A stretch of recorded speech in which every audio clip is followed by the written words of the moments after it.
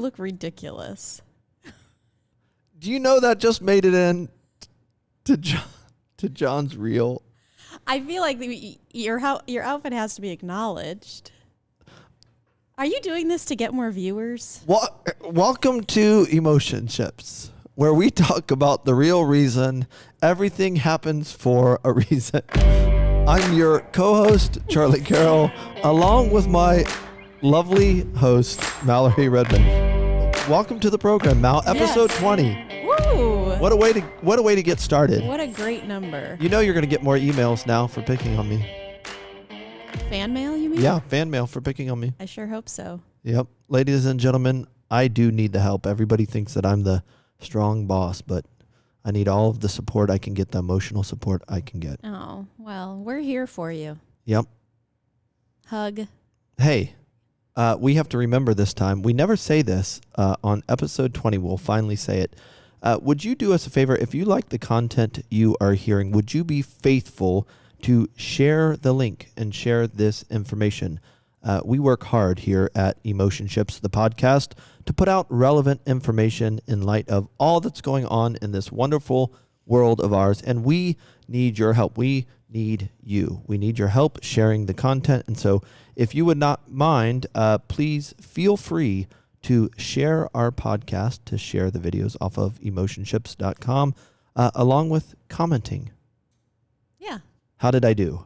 I feel ready to share. Now, I've got to say this. Okay. I am changing my number.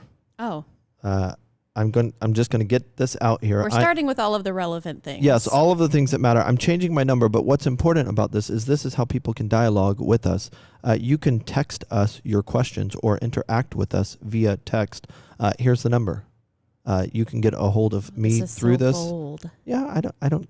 It is what it is. As bold as my your number's outfit. going away. Yes, bold is the word of the day. Here's the number. Write this down. Change it in your phone if you want to text me and interact. Ask your questions on the podcast, or if you just want to chat. Just want to say hey. 937-303-4788. Available 24/7. Yep, I said it. There it is. If you want to text me, 937-303-4788. That will be my new number here before too long. I will go away from my old number, but this is a number you can use to text your questions that you hear. Or your emotional support. Or if you need a little bit of emotional support. You need the emotional support. Oh, yeah. Jeez, you're ruining everything. You can text me to support me. Or if you have questions about the program. Yeah, that's great. I've been wanting like a feedback loop. Yeah, that's what we're trying to The create things with that we've this. Said, yeah. Yeah, so text us your questions. We want to hear from you, your comments, but we also appreciate your willingness to share the content, to like it and to share it. Yes. We need all the reviews and help we can get. We need all the help. Have you looked at the headlines? Just speaking of the day and age in which we're living, this morning I pulled up these headlines and I thought I would just read them really quick. Now, I read from all over the place. I will be on the New York Times in the morning. I will be on Drudge Report. I am all over the place. Mm-hmm. But here are some of the headlines in the news this morning. Chicago, relevant to you, Mallory, suffers deadliest day in 60 years with 18 murders. Oh, gosh. Here's another one. 21 shot over the weekend in St. Louis. What in the world is happening? Here's another one. 7 people. This is all in the news today. 7 people shot within 10 minutes in separate Brooklyn incidents. In 10 minutes. Just in Brooklyn. Homicides increased 250% in LA. Yeah, it's wild, and I could go on and on about all that is going on right now. Yeah, it's so hard to not tune it out. Yeah, for sure. Right, like because I want to remain a person who moves in towards the hard stuff and the dark stuff, but that means starting your day with stuff like that. Yeah. It takes a lot of wisdom to be able to digest content like this and keep level-headed and almost in some ways put your own mask on first. So you might not be able to change the world, but you can change one person's life, which is one step or one person in the right direction to changing the world. Right. I think that's why we love so much things like what John Krasinski is doing with Good News Network, I think it's called. Yep. Because there has to be some level of balance, right? You can't just sit all in the good news, but you can't just sit all in the bad news. Right. There has to be a little bit of both, just to keep you grounded. Speaking of keeping you grounded and good news, how about this picture? Oh. How about this picture, ladies and gentlemen? Look at her. Yeah, you can zoom in and check that picture out. No, it is not Evelyn, Mallory's oldest daughter. This is actually Mal. Yeah. And so every once in a while when I say something to Mallory, she sends me a wonderful picture like this. Like, I can't get over how much this looks like Evie. I know. It's crazy. It is very jarring when you start to see yourself in your children. Yeah. Oh. Like, it freaks me out. Evie, from basically the beginning of her life, she has looked a lot like me. And it's weird. Like, I feel like I'm holding myself. Yeah, it's really crazy. I was just saying the other day that, I FaceTime a lot. You know that. I do. And, while I'm waiting for someone to answer the phone, you're kind of like looking at your own face. I'm like, yes, man, I sure do look like my dad. Yes. I sure am making these faces like my dad. Right. It's super strange. It's Yeah. very surreal. How life works. Wild night last night for me. Okay. I get these things in my head, these challenges where I don't want to lose. You're very competitive. Yeah, I'm very competitive against myself. And it's... Is this why you're dressed like this? Did you lose a bet? No, I did not. Okay. No, this is... This is just I'm Wednesday. Yeah. Yeah, okay. I built my first watch Are you kidding? last night. And I literally deconstructed a Japanese watch and ordered a bunch of different parts and decided that I would literally take it completely apart and rebuild it just because, as you know, I like watches. And so I started at about 10 o'clock and just... PM? Yeah. And just did not want to give up. And so every once in a while I get in this competition with myself, like against a computer program or a problem, and I just don't want to go to bed without resolving it. So at 2:36 this morning, I went to bed because I finally got all of this put together. So it's got a new quartz crystal on it, which sounds really fancy, but it's not. It's just a new bubbly glass top, along with a new bezel, a new ceramic insert, new hands, a new strap, and some other new things underneath the hood. And it really doesn't cost that much to have fun with something like a watch. Just your sleep. Yeah, just my sleep. But I, as you know, I'm fascinated with watches because time is such a fascinating thing. So. Wow. So 10 to 2:30 a.m. Yes. And then I woke up this morning just as I normally do, ready to go. And so I jumped in the hot tub with a brownie and coffee. Sure. That is the way to start the day. Now we will put this in the podcast, ladies and gentlemen. I found some 1-carb vegetable-oriented brownies from Whole Foods that are just to die for. What's the vegetable? It's a series of vegetables. Oh, okay. And you would never know. It's dark chocolate. It's rich. It uses monk fruit as a sweetener. And these things for 1 carb, dynamic. All right. So I just jumped in the hot tub, decided to make up for lost time. Coffee, You're 1 such carb. a weirdo. Well, interesting. I like to say interesting. So will you build more watches? Is this something that you really enjoyed? I think I'll do it just in my spare time because you're working with little tiny parts, and you get to wear one of those like eyepieces so you can see. Yeah. I'm practicing being an old man early. Yes, you're doing a very good job of it. Yeah. But I was very proud of my ability. I started to go to bed. This is funny. I started to go to bed, shut all of the lights off because I could not get the bezel on. And I got into my room. All of the lights are off in the house. And I'm like, I can't do it. Turned around, walked back out. This was like 1 a.m. Walked back out, turned all the lights back on and said, okay, let's go. And thankfully it finally snapped in place. And so at 2, I had to put the ceramic green Kermit the Frog insert into the watch. And I needed a little super glue. And I couldn't find it anywhere. And so I had to go wake my wife up. Are you kidding me? No. Don't bring her into this. Let her sleep. She hasn't lost her sanity yet. Well, We're sorry, Amy. I am sorry. Her words to me was, "Are you kidding me?" Yes, of course those were her words. But she said, what did you ask me again? I said, I need super glue, or like the cement, the whatever they call it, the little cement. Like rubber cement or Yeah. something? And she was like, I think it's below the vitamins. And sure enough, it was. Yeah, well, moms know. And you know, I opened up the super glue and I still had like the fear that they originally put in me in 3rd grade. Like, if this glues your fingers together, you will live that way the rest of your life. Yes. And so I was still really nervous about using that to put this all together, but it all worked out. So how did you know what to do? Was there instructions? No, I would just watch some YouTube videos from people that take apart watches. Yeah. And you know what? Believe it or not, it's still telling the right time and still running. And okay. I kind of surprised myself. Sure. But yeah, I will make more of these for my friends and for my sons. And they last a long time. Someone bought me a couple years ago this same model from 1978. Oh, wow. Because it's my birth year, of course. So. Yeah, of course. But yeah. Okay.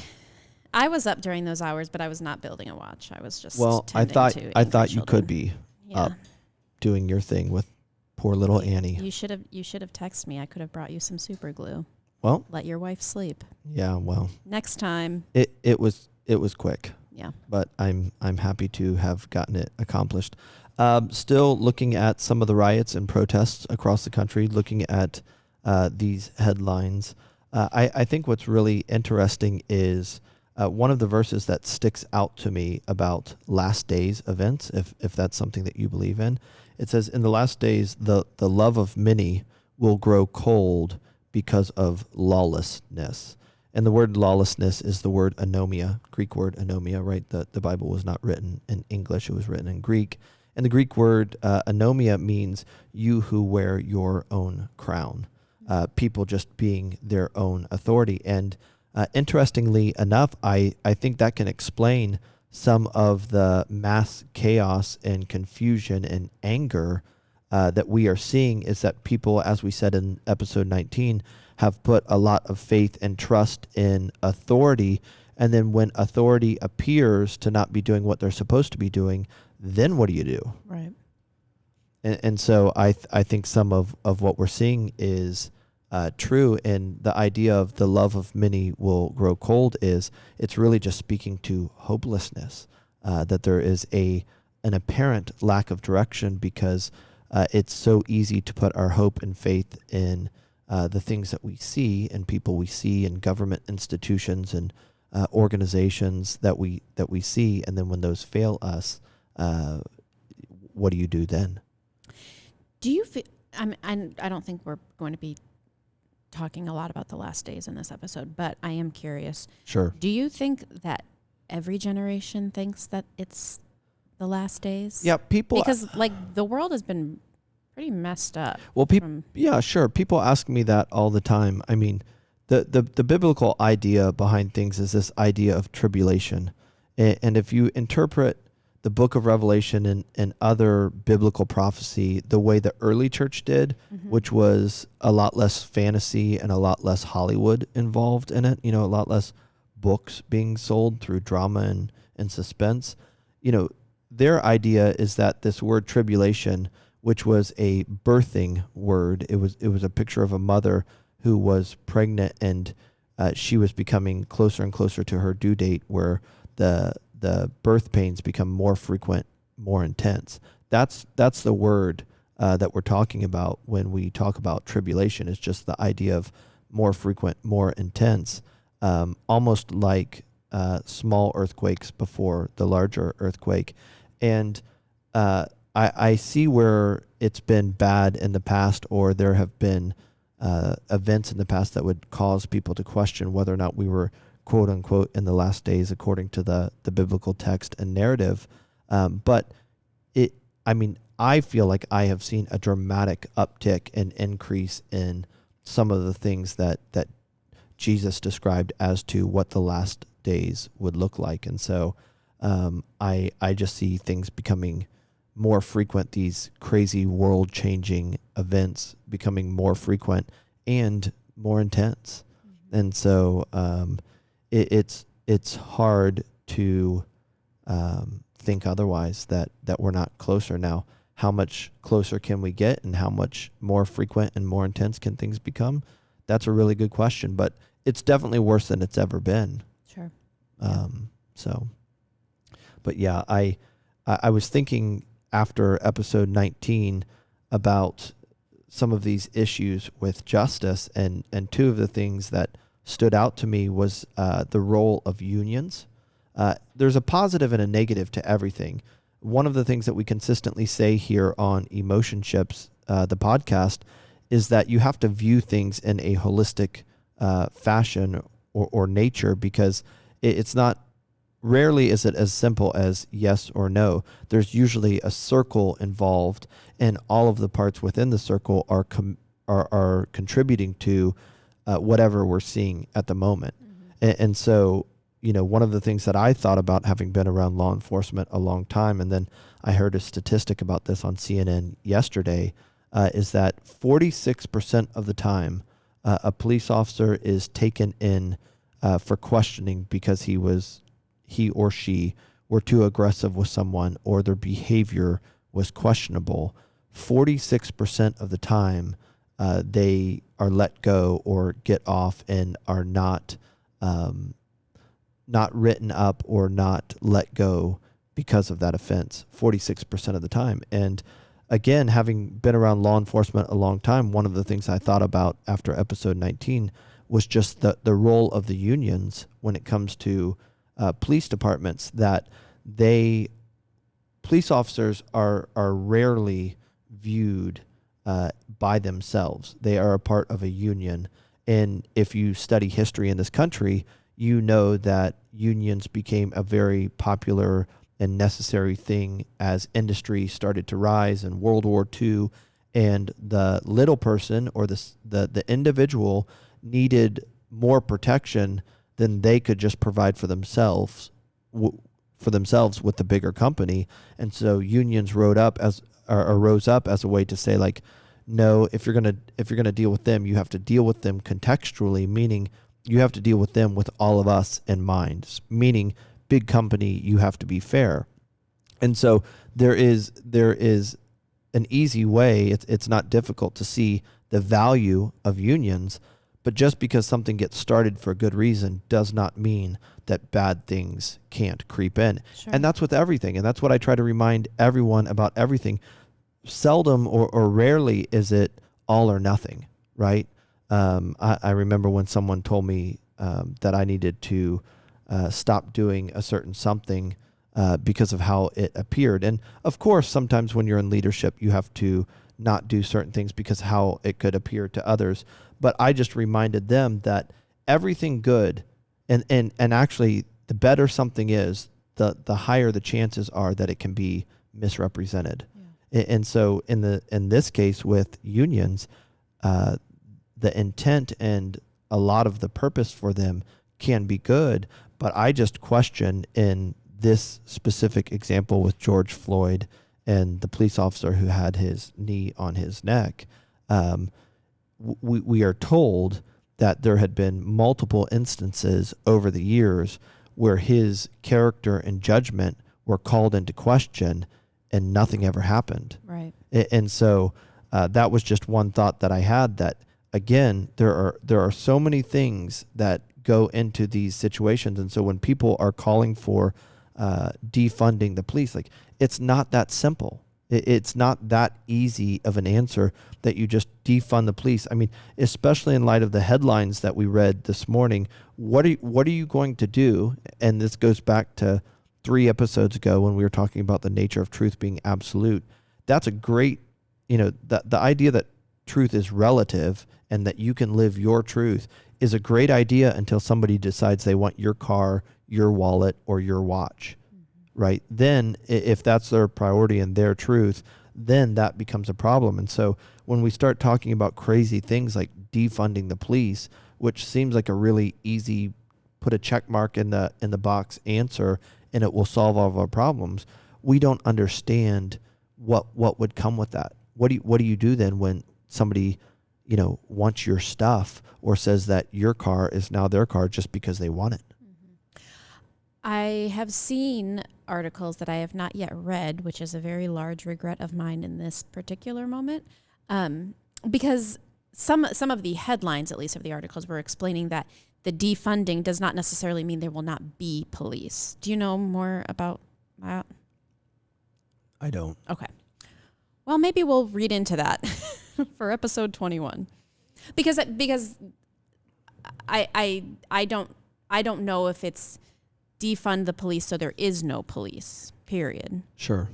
But I don't know what the alternative is. I should the look problem with the idiots advocating for defunding the police, which that's what they are idiots by the technical definition of it, is that the police departments are already underfunded.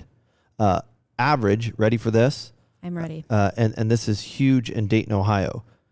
We got rid of, because we could not afford, a lot of the local counties and governments got rid of mental health services because we could not continue to afford to run them as government programs. And so in a lot of cases, what happens now, and I know this from our work on the ground here in Dayton, is if someone who has a mental health issue, which those cases and numbers and people are larger than they have ever been before, if they get picked up and they are not in their right mind, the police department takes them to the emergency room. The emergency room holds them for less than 24 hours and puts them back out on the street again. Now, that being the reality in most cities across this country, with more people having mental health issues than ever before, the average police officer, 840,000 of them in the United States, has 8 hours of training when it comes to mental health services. And so, again, the easy answer here is not just defund the police. Our police departments often are working off of a mentality or a mindset or an approach to policing that is not as updated as it needs to be or can be. And so I would argue with the people saying give them less money and less resources, that it's actually the opposite. And we don't need to give, higher powered weapons. What we need to do is give more training when it comes to what role and effect is trauma playing in an individual's life when you pick them up and they are resistant or they're ready to lose their life based on something that they just went through. I mean, our police officers are under a crazy amount of pressure in light of the wide variety of people they interact with on a daily basis. Yeah. So this article from Fortune is saying that defunding the police is shorthand for a divest and invest model, divesting money from local and state police budgets and reinvesting it into communities, mental health services, and social service programs. Because they're saying exactly what you're saying. This is just obviously one source. But they're saying that American communities have come to rely on police agencies to do much more than just police. Sure. Right? And so often they're not trained to perform a lot of the tasks that they are called upon to perform. Yeah. Unfortunately, I don't think that's the average understanding or sentiment of the person out there with the sign protesting that we need to defund and get rid of the police. Mm-hmm. And again, it comes back to there is a way to protest to get your point across. And I've listened to and understand the point of those that say you have to create pain and break windows and steal stuff in order to, like, the protest has to be big enough and loud enough and enough of a disruption to get people's attention, or it doesn't change. But I still think there is an appropriate way to protest where your voice can be heard and you're not stealing from other people and vandalizing. When you see these videos of people that are rioting, I don't know how much they care about George Floyd's life as much as they're utilizing an opportunity to do something, maybe to express disappointment that they have experienced, or maybe it's just to be a part of a disruption against a government that they feel like has been on the opposite side of who they are and their experience. Yeah. Well, there is a difference between protesting and rioting. Sure. And I do believe that there has been, the protests or riot, whatever, both of them, but I'm speaking to the protests because I do think that they can be effective because things have changed as a result of them. Sure. Breonna Taylor's case was reopened, Sure. a case that had been closed and needed to be further investigated, in my opinion. I do think that we are seeing shifts happen because of the protesting. Now, the rioting, that takes it to a next level, and I think that's a lot of just like mismanaged anger. Sure. Yeah, I think that's an appropriate way to say it is mismanaged anger. And I do think protests are necessary, and I think they can be done in a way that still gets people's attention. Yeah. Not everyone can start a Netflix show, Tiger King, in order to get the case against Carol Baskins opened back up. Isn't that wild? She got his property. Did you see that? Well, her attorney came out last week and said that the signatures on his will are forged. And so I do not think that we have heard or seen the end of this. It would not surprise me if Carol ends up getting taken into custody. But the point of that is that, again, it takes getting the attention of the masses in order to, and this is unfortunate, at times to get people's attention, people that are in a position of power and authority, to get their attention and to open it back up. Well, and that's the thing that's like the Will Smith quote where racism is not a new thing. Sure. It's just that it's on video now. And so people are seeing it and it's actually sparking a response rather than just, flying under the radar, so to speak. Yeah. And I think that the biggest mistake that we could make, and we just have to be mindful of, is that we have to be the justice that we want to see in the world. We cannot hire or elect people to be the justice that we want to see in the world. And as I shared in episode 19, I have strong feelings about hiring government to take care of people when it needs to be the responsibility of we, the people, for the right reason, with the right motivation, to take care of our neighbors and love our neighbors. Yeah. It feels so overwhelming to me. Well, it can easily get overwhelming when we think that we have to take care of everyone. Yeah. And I think the magic in it is if more people than not can be convinced to just meet the need that is in front of them at the moment, we can make a huge difference. I think a lot of people never try or get started because we think we have to make this huge difference, boil the ocean in one sitting or change the world all at one time. And it's just like, hey, next time you see that person that's standing on the corner and they ask you for money, give them money. I do it every time. I give them money. I try to carry cash in my wallet for that reason. And someone will say, well, what if they go and buy alcohol, or what if they go and buy drugs with it? I don't worry about that.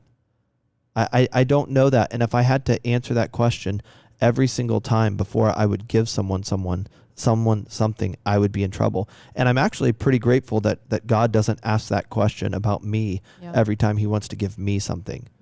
Right. I wonder if he's going to do something with what I give him that could hurt him or be bad for him. The Lord gives me things that I do not deserve on a regular basis, and then trusts that I will make the right decision, knowing that if I don't make the right decision, I can learn from it. And so, I just think it's important that we all start with the idea of anytime you see a need, meet the need. If you can meet the need, meet the need. Within reason, meet the need. There are plenty of places to volunteer and give of our resources and give of our time, but we have to be the justice that we want to see in the world. Right. What about like getting to the root of, you talk about homelessness, and this is a conversation that we have a lot just in the realm of poverty, because some people would say that giving them the cash right there on the spot is just unhelpful. Sure. And who cares? Whatever they do with it. I think it could potentially actually be helpful if they need to eat or something like that. But in getting to the root of poverty, let's say, obviously the government is not the answer there, because we have not seen, and you've talked about this before, I believe, on the podcast, but is it just like continuing to do give them money, give a homeless person money when I see them, or that doesn't, to me, that I don't know that gets to the root of. No, it's rescue and relief. And there's primarily two major categories when it comes to helping those in our community that don't have a voice or that don't have the resources to take care of themselves. And so the one strategy is rescue and relief, which giving them $5 is rescue and relief. They can walk to McDonald's and get something to eat for themselves, or buy water or Gatorade at the gas station. That's rescue and relief. Rescue and relief. That's the same thing as working at a soup kitchen or giving coats or gloves or other items. That's the category of rescue and relief, and it's definitely needed. But it can't be just rescue and relief. And a lot of churches and nonprofits and faith-based organizations in this country stop there at rescue and relief. And so whether or not you read Toxic Charity, which is a good book, or When Helping Hurts, which is another good book, we have to couple rescue and relief with long-term solutions. And so that's one of the things that we're working on at the Miami Valley Life Alliance, is to help train people to walk beside, to come alongside of those that are living in financial poverty, and to understand them and to join them versus trying to fix them. They often did not get there quickly, and they don't come out quickly. But some of the strategies that we have proposed and are working on here with local businesses has a lot to do with coming beside individuals that are trapped in these vicious cycles where they don't have a voice, starting off by just listening and building a relationship and building trust over a meal. And then slowly, as you have an opportunity to evaluate an individual's mental health and ability to build relationships, then starting to provide some hospitality training so that they can get into an entry-level job in a restaurant or another hospitality field like construction or landscaping, and start building relationships and building confidence as they see a task or they're asked to do a task and can execute on that task. And so for me, it's really a combination of meeting them in a dignified way so that they know that you're not there to fix them, you're there to walk beside them, because we all have poverty in our own life in one area or not. And then slowly moving them toward placing them with a partner that understands what poverty is about, the roots of poverty, that can walk beside them on a personal level. And then as that personal journey starts over what we've identified as an 18-month relationship, at some point in time, placing them in a professional environment where that professional environment understands the pressures that come with those that are trying to re-enter society, having not had a voice or not having had a paycheck for a period of time. And it's very relevant. And I think why we are seeing what we're seeing again is a lot of us feel like we farmed out and pay our tax dollars to the government to take care of our community. And now as our communities are falling apart, or those that we put our trust in and that have authority seem to be at times, of course, not all the time, but at times abusing their authority, we feel hopeless. Mm-hmm. And so there are real ways, and I think we're advancing the narrative, and we're starting to come up as a nation and as a community in the private sector. We're really starting to come up with some solutions as to how we can make a difference out in our community. But it just takes time to recognize, we're not even 250 years old. And so it takes time to see the mistakes that your solutions, right, the past generation's solutions created. And slowly you have an opportunity to right the wrong and fix these things. The thing that is difficult is that human lives are at stake. Yeah. On the way in this morning, we passed one of the lower income housing buildings that you just would not want to live in. And to see the people living out front in the condition that they are in, mental health conditions and all, and hygiene issues, and all, it's just very sad. These are real people. Mm-hmm. You know what I mean? Everybody, I try to put myself in a position where I can go back and see them as a child. And in some cases, a lot of these individuals who deserve as much dignity as you or I or anyone else started off being born into foster care and have had a hard go at it their whole life. And so my first thought when I see someone is I try to see the dignity and honor them as a human being, because I don't know what their background is. And you can remember back to some of the tougher times in your life, that to think someone would need alcohol or a drug to self-medicate to numb their pain is not any stretch of the imagination. Mm-hmm. And so I think what our society needs, our communities need right now, are people that understand there's a lot of answers that we're waiting on, and that these situations can be very dirty. But man, I don't need to know every single solution or who did what or how we're going to fix this in order to run to one person. And I would just challenge the people that are listening to this, like, stop listening to podcasts just for entertainment purposes. Stop listening to this podcast just for entertainment purposes. And next time you're driving down the road and you see a need that you can meet, for heaven's sakes, just like do the opposite of what you normally do, or do the opposite of what we normally do, and stop and meet a need, and at least get a name and let someone know that you saw them today and that you now know their name. And even if it's just thinking about them or praying for them or giving them the water bottle that's in your car or the $5 that's in your wallet, like this is going to start, right? The stop of all of these things is going to start with the average person, which is probably how we all feel about ourselves. The average person at least stopping to do something. And that's the thing, we talk about power and authority. It's recognizing your own power and authority, right? I mean, what a game changer that is. Rather than waiting for the people who are in quote unquote power in Washington or whatever, it's taking ownership and feeling empowered and knowing, like, I have the power to change somebody's day. Yeah. Maybe their life. I don't know. That's a really big statement, but at least their day or their week. You don't need anyone's permission to change a life today. Yeah. You don't. I think that's something, you talk about, like, getting their name or like looking, like seeing them so they feel seen and known today. I think that's something in my experience that has come out of COVID-19 is, I go on a lot of walks with the girls, and I think because we haven't been able to interact with people, in my experience, people make eye contact more frequently these days because it's like, oh my goodness, another person. And it changed. Like, I cross somebody, walk past them on the other side of the street, and we make eye contact and we say hello, and it's like, whoa, like, you've seen me. You have acknowledged that I am a person that exists in this world. Yeah. That makes a difference. It makes a huge difference. Yeah.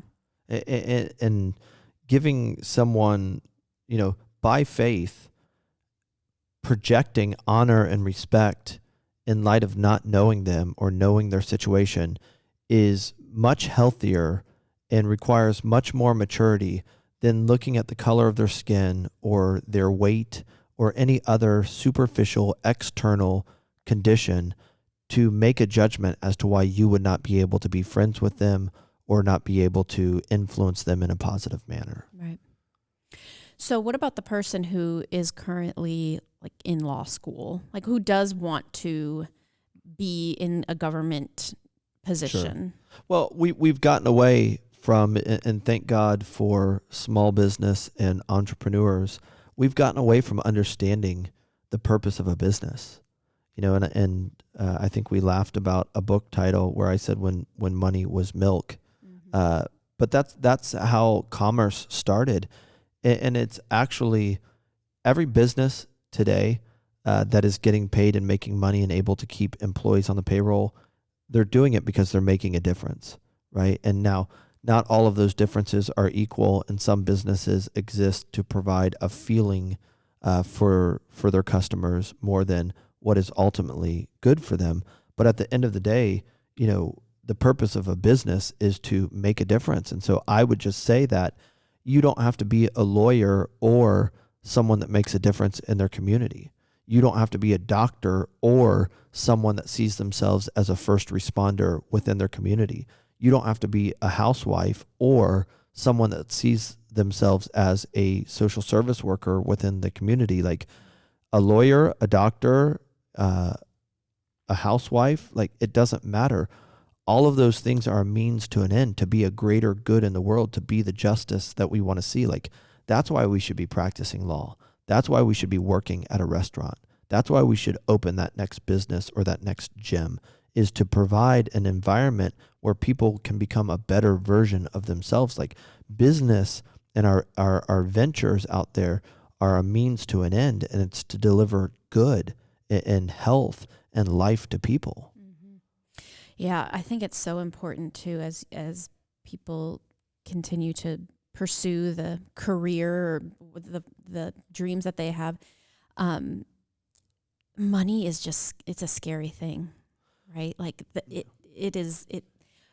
Darren and I have been watching the Jeffrey Epstein docuseries on Netflix, and it's just like dripping with dirty money. Sure. And the number of lives that have been impacted by that, it's absolutely insane. Well, if good and evil exists, which is another interesting thought off of a previous podcast, which I definitely believe that both good and evil exists. What you and I were talking about yesterday in the context of helping people in ministry is no one on the front side, if you have not been through this or done this for yourself, no one knows the resistance that comes with trying to be a force for good. And so the general disposition and default of any society is, I'm taking care of myself.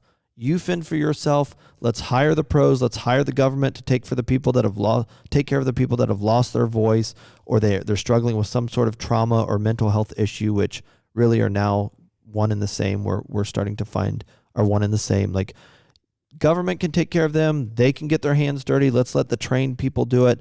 I'm going to manage my own life, because every time I try to do something good, every time I try to be a force for good, every time I try to be the light in the darkness, like there's a lot there. And one of the things that you and I were saying yesterday is just that it is absolutely unbelievable when you give your life and do everything that you do to try to make a difference in people's lives, the darkness and the evil that opposes that. Yeah. And we don't think or talk about that enough. That evil will always try, and I said this a couple of weeks ago, that evil doesn't discriminate. It uses discrimination, but it doesn't discriminate. Evil wants to ruin everyone equally. Like it's after everyone. Doesn't matter what your age is, your sex is, your color is. Like the job and the role of evil is to divide people and to turn them against each other and to ruin people's lives. Mm-hmm. That being said, like as you try to be a force for light and a force for good, there is resistance, that the darkness resists the light, that the darkness or evil resists goodness. And so when you make it your thing, and the people that are listening that are involved in social services, or they're running a nonprofit, or they're involved in a nonprofit where they are trying to overcome evil with good, like you know what this is like. And so when we get into these situations, whether it's a police officer or whether it's a pastor or a business leader, like the more successful you are and the more access you have to resources that could be used to change people's lives, the more you will be resisted. And I don't know if it's 8 out of 10 or 9 out of 10 or what the real number is. I have spent my whole life, 3 generations, watching people that ran to the fire to try to pull people out that end up getting consumed by the fire because of how overwhelming it is. They run to the fire with good intentions, sure, and they really want to help people. And I would bet that every one of these police officers that have been involved in these situations started off on their journey saying, I want to make a difference. I want to help my community. I want to be a force for good. And then you get involved and you see the heavy stuff every day, and you're dealing and interacting with people whose endocrine systems are offline, and they're full of childhood trauma and raised in challenging conditions, and that wears on you and wears you out over time. And like the frog that's in the pot of boiling water that starts slowly, you often don't know when you cross the line and go from being a healthy source that was trying to help the unhealthy to becoming unhealthy yourself, and being unhealthy yourself further the unhealthy need that you originally started off trying to solve. So how do you combat it? What do you do? Well, I think some of what we're seeing now is, and I'll continue to say this, is God knew what he was doing when he created the family, and he knows what a child needs when it comes to the environment that they are raised in. And that doesn't mean that you're hopeless if you're born into a single parent home. It just means you need a strong, healthy community where the truth exists, which are good values, right? It's better to be honest and face the pressure than to be dishonest. Those are things that you face now or you're forced to face later. And so, I think what we're starting to see now is the collapse that seems is from the top, because these things are right in front of us in the news, but they're really just a manifestation of the family falling apart 30 years ago. And now what's happening is when people are being placed in positions of authority, whether it's as an attorney or whether it's as a police officer or whether it's somebody just out in the community that has started their own business, when you face pressure as a force for good, when you're trying to do something that is good and positive and positively impact people's life, and then you feel the weight of the darkness that you're interacting with or the lack of health and wholeness that is there, your roots are challenged. And because a lot of us don't have deep, nourished roots, all of a sudden when that power and authority and responsibility and opportunities come at you, we cannot stay in the battle because we don't have the strength, because a lot of us still have trauma at our roots.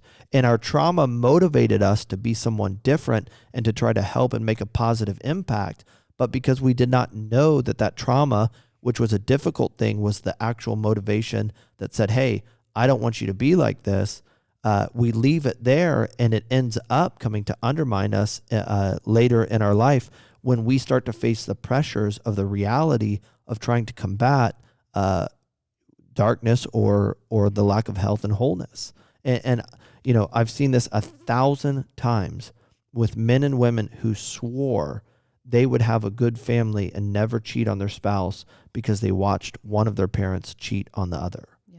And that trauma motivated them to say that and to swear that.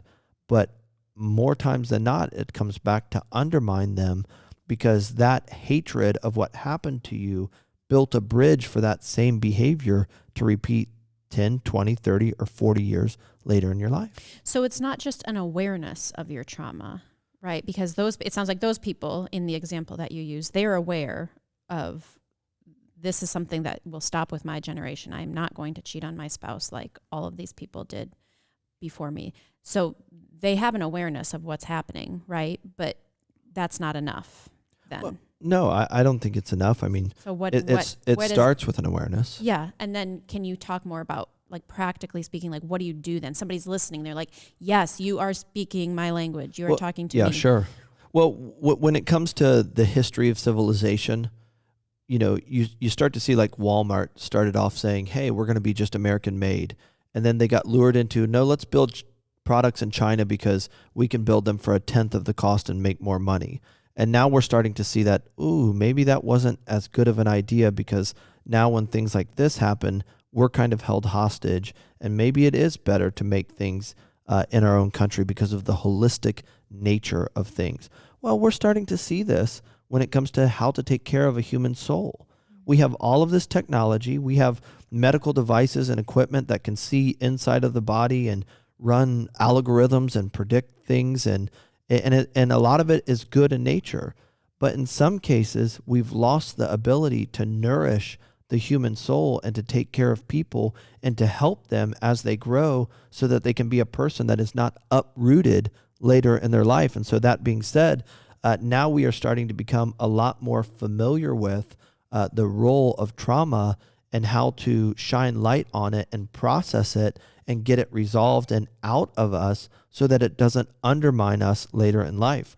If I had to say something to that person that says, yeah, that's me, I can still remember where I was when I heard that my dad was cheating on my mom, or my mom was cheating on my dad, or my dad, shoved me across the room, or whatever it is. Like, there are hundreds of resources of about childhood trauma that you can go and read, but a lot of it's going to come down to, forgiveness and practicing the power of acknowledging someone's weakness or someone's shortcoming or someone's anger problem that led to the action, and just saying, like, you know what? I realize now that I'm older how susceptible anyone is to that. In no way, shape, or form am I going to justify or say that it was okay, but like, I release them and I'm letting them go, and I give my body permission just to let all of those things go. And often when it comes to trauma work, the magic is in finding the way it made you feel versus what was actually done to you.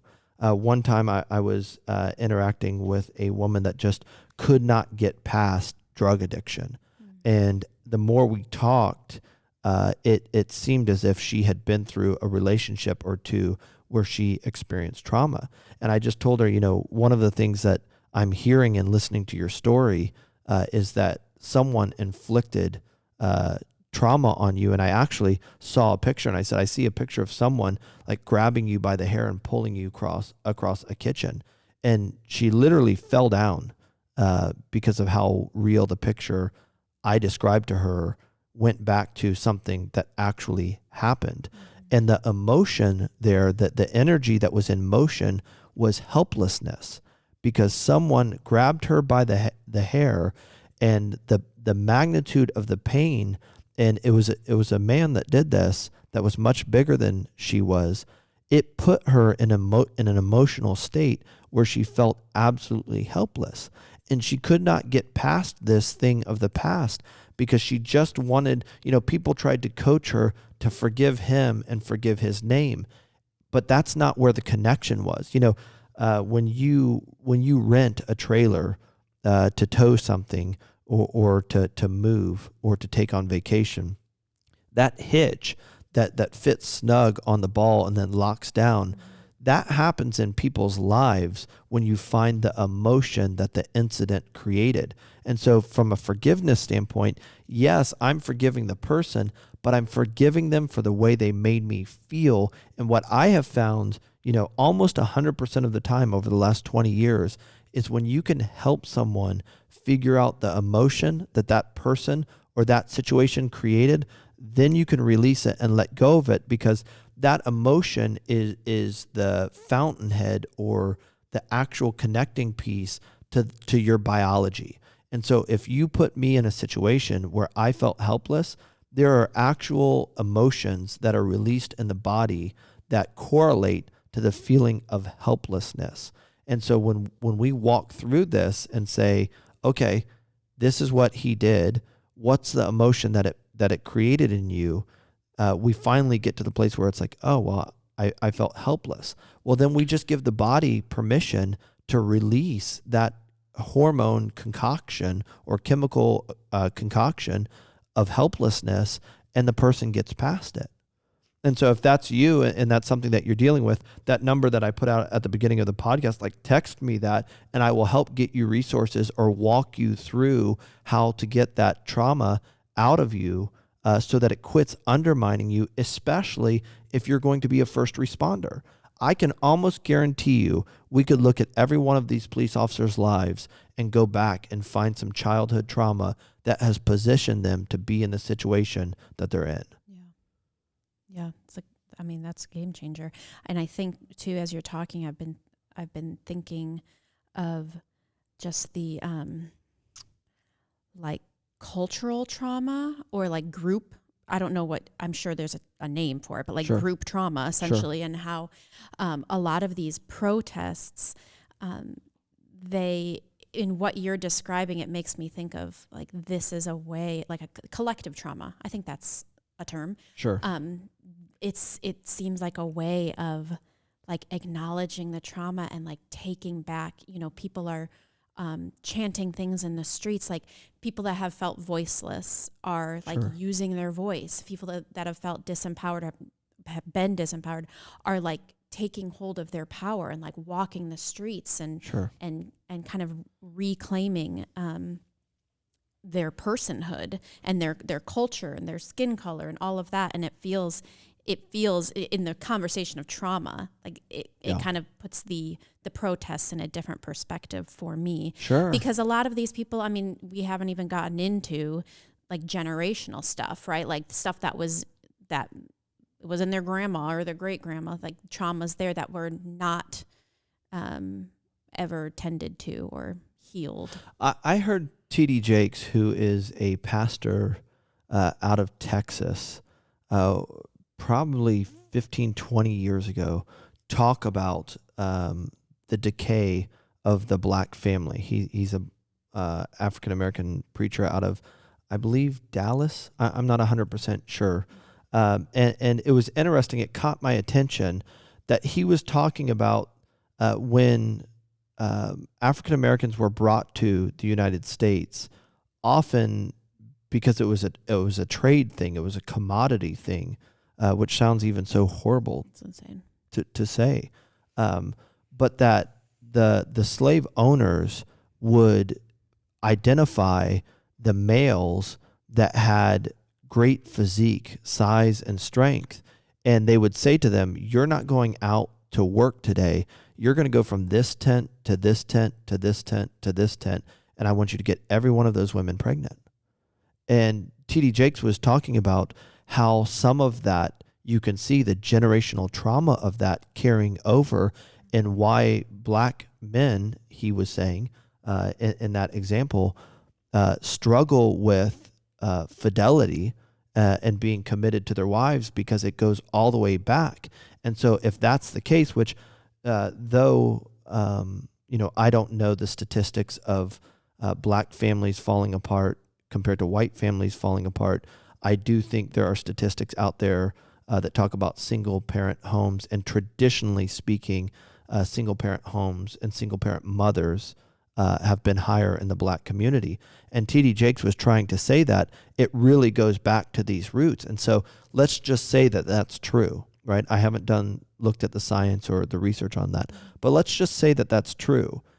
If you looked at the disappointment of the black child who saw other kids that had their dads and their moms around, or that would see their dad come in and out of their life, or their mom come in and out of their life, it wouldn't be hard to see the connection between their disappointment in authority and the rejection from authority going back to childhood trauma. Yeah. And why there would be a narrative or a sensitivity to, hey, I just want to be loved like everyone else. I just want to be treated with dignity and respect like everyone else. Like, can someone come into my life and treat me as an individual and not leave or manipulate and use me for once? Right. I thought that, and we'll close with this. I put on my Instagram feed this past week a comment, and I'm trying to remember what her name was. I'm not going to be able to pull it up, but I thought she nailed the spirit of the comment Black Lives Matter. That if your spouse came to you and said, "Hey, you hurt my feelings. I'm really struggling with this. This matters to me," and the spouse responded, "Well, it matters to everyone." You would feel rejected and hurt.